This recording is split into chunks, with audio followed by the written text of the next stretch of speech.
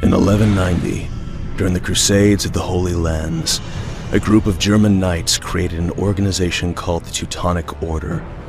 Despite enjoying the plunders of war and conquest, the ultimate ambition of the order was to create its own state.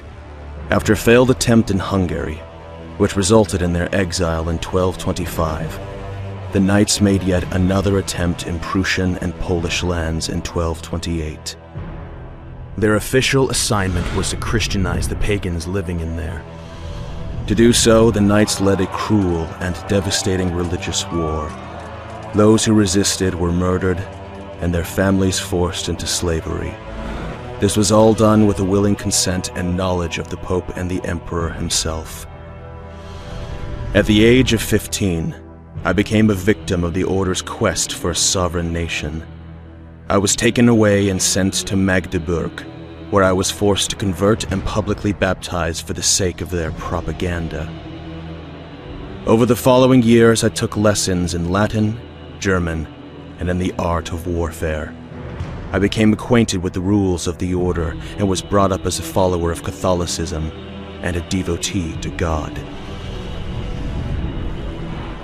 During training, it became clear I had a talent for battle, though this talent would soon become my curse. The knights, having noticed my prowess for combat, ordered me to conquer all of Prussia. Madness, I thought. Yet as a Prussian nobleman, I knew the language of the people, and already had their trust. But at the time, I didn't know the knights would eventually ask me to betray my kinsmen. My journey began when I was called to meet the eminent knight brother Conrad von Tierberg. He had sought me out for my guidance in order to resolve a conflict with one of their more stubborn Prussian tribes. My tribe. My own.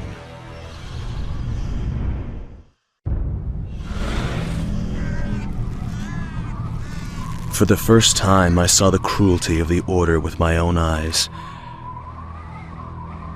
I confused how the Pope could be so silent towards their crimes.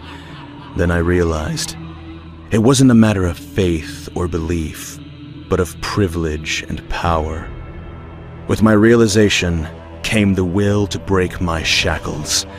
I cast off my knight's mantle and renounced the faith forced upon me. Soon I stood with my tribesmen side by side against the knights.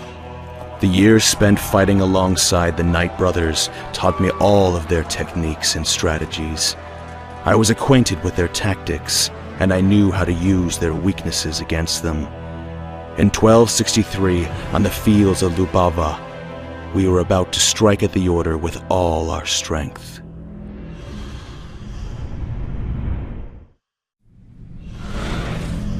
We thought cutting off the head of the Order would destroy them for good.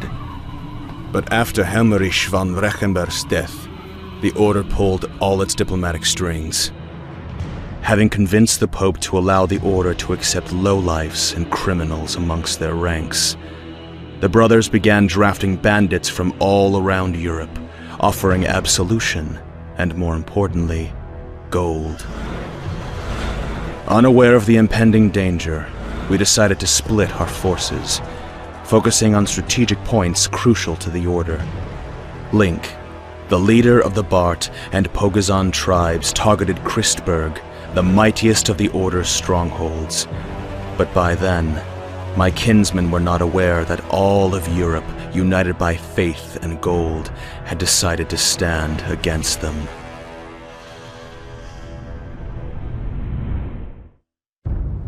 The Teutonic Order was victorious. However, the support of the Pope came with a catch. After our defeat, the knights were ordered to begin a crusade against the Prussian tribes. We fought the knights in a war of attrition. Yet as we cut off one head, 3 others seemed to take its place.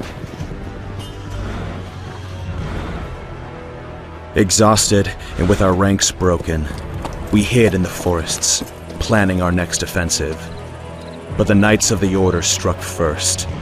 Learning from our strategies, they attacked us with all their forces in the very place we least expected them.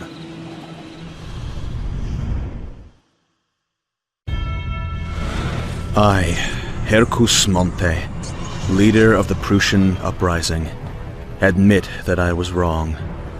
I do not doubt that I once held Prussia's very future in my hands. I underestimated our enemy and failed in the final test. Rotting in the Order's cell, I could do nothing to prevent the outcome of the final battle. I knew my tribesmen would never hand over their weapons without a fight, but we could not stop the unrelenting march of the knights as they captured every city, every gourd, and every inch of our lands. Their final destination was Litzbark, home of the largest standing Prussian military force still fighting in the uprising. But not for long. As soon as the Order defeats them, the insurrection is over.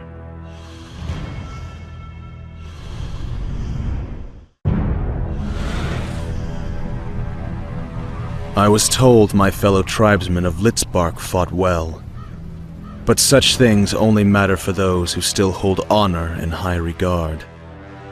We were worn down by the Order, unable to regroup and strike back. We flexed our muscles until they were sore, but the Knights' reinforcements were never ending. The harsh truth is that every unsuccessful revolution brings not only death to its apologists, but to the common people as well. It was no different with the Order. As soon as they established authority over us, they began to displace my fellow Prussians.